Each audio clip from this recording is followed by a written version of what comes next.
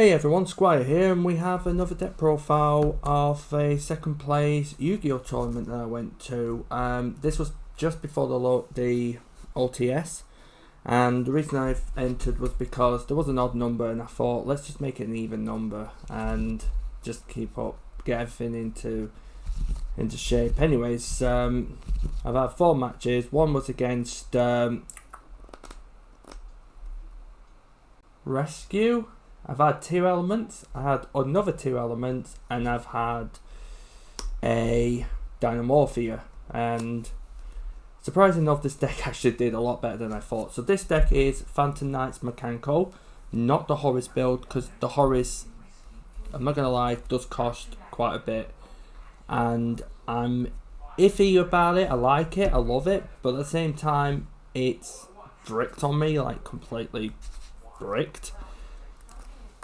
So I might get the Horus stuff sooner than later, but I don't know. I'm still debating on it.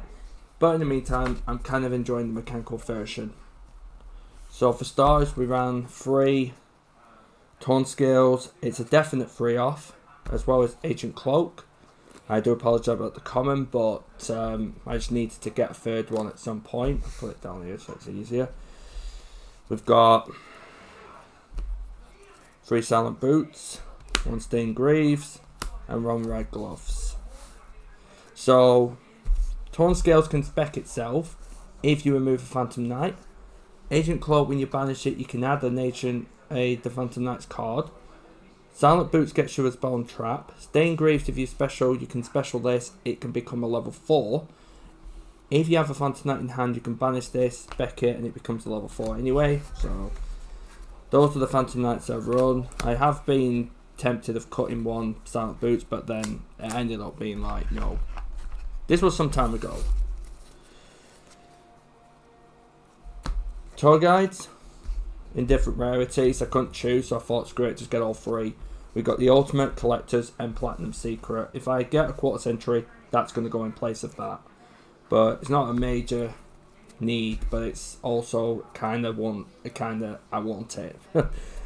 Graph and Seer. So Tour Guide will get you Graph, and then you link off, and then you'll get Graph's effect to get Seer, and then Seer will basically summon itself, and then that's where the combos continue.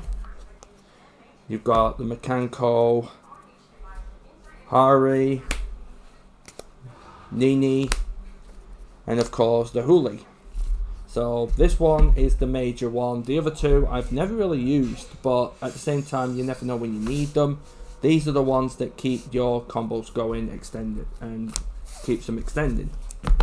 Plus the level 3s. But the fire one you definitely want, especially with certain cards that I run. Kekimusha Knight. If you normal summon Tour Guide or normal summon any other level 3, you can normal summon this card for free. Just make sure you don't do it on Graph or Seer, because if you normal summon Graph and then do that, you will run the risk of losing Graph, because, well, run the risk, you're definitely losing it. So it's always best to have it with Tour Guide, because then you get your combos going. Another extender or starter is the Predaplant Engine. So we run Scorpio at 3 as well as Cobra at 1.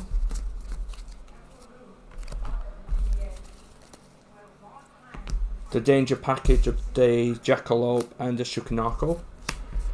Both draw a card obviously, but one gets a spec and the other just specs. Then we've got Psychic Wielder. It's just a tuner, but you're mostly going to use this for, levels. We have Renard, as well as the Immortal Phoenix Gearfried. This has been okay in some matches, but I've never really needed to keep it, so I'm debating on this one, but Renard has been absolutely insane, because it gets you an equipped card, and because we're in Mikankos, it really works well with it. Then we have the Destiny Hero package, known as Dasher and Celestia. For hand traps, Ash and Ghost Augur. Ghost Augur, I might cut. I'm just going to check on some other hand traps that might be a psychic. And Ash Blossom, is Ash. Ash just stops them from searching. Not fully, but enough to hurt them. For the spells, Rotor gets you your Phantom Knights. Foolish dumps a card, so you can dump a Burning Abyss into spec. Or you can just dump a Phantom Knight and do even more. You've got your Mikanko Waters. You definitely want 3 of these. We've also got one of the Shira, this thing. And Purification Dance. At least I can say that. So this is the one you want because you're going to equip and then you can spec a Mikanko, equip that to it and the other card goes back to the hand. So it works well with Renard. And then this just brings your stuff back if you equip a course. Teleport gets you your level 3s quick. The psychic ones, that is. Fusion Destiny fusions into Destiny Hero Phoenix Enforcer, which we'll get to later. Cold. No hand traps. For traps we have Fog Blade, Wing, and of course Shade Renegade. So they're your Phantom Knights and 1 Mikanko's Promise.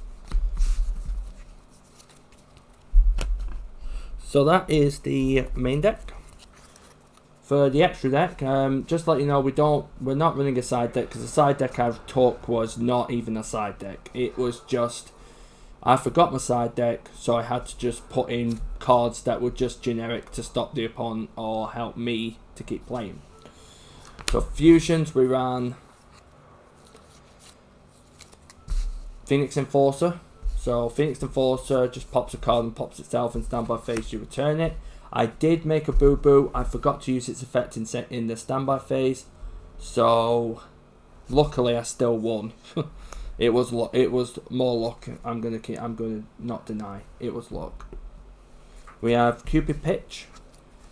We have Black Winged Dragon, and of course Black Winged Assault Dragon. So Cupid Pitch works with Renard and a level 3. So you go into this, increase the level by 1, and then when you get a level 3 out, you go into that. You deal 800 points, and you can add a level 8 or lower monster with 600 defense. That's where I'm going to start researching to do more combos. Black Winged Dragon, you send this and this to make that, so it puts more pressure on the opponent. Plus it's burn damage as well. Really good for time. And then for the Xyz, we ran Phantom Knight, Break Sword, still one of my favourite XE monsters. 2016, this card helped me get 3rd place at a regionals. Livier, never went into it, probably going to cut it. Time Thief Redoer, you can go into this. We have Seuss. Seuss just gets rid of everything onto that's the problematic on the field.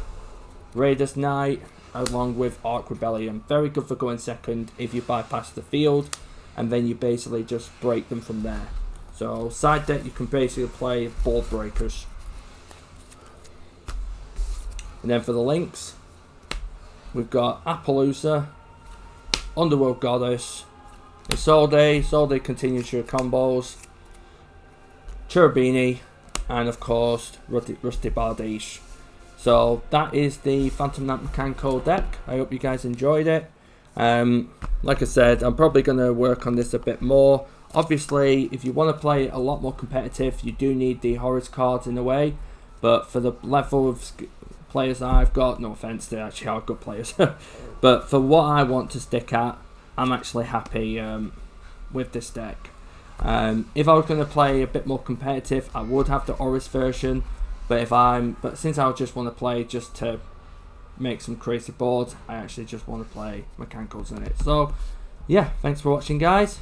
You all take care, and I'll see you all very, very soon.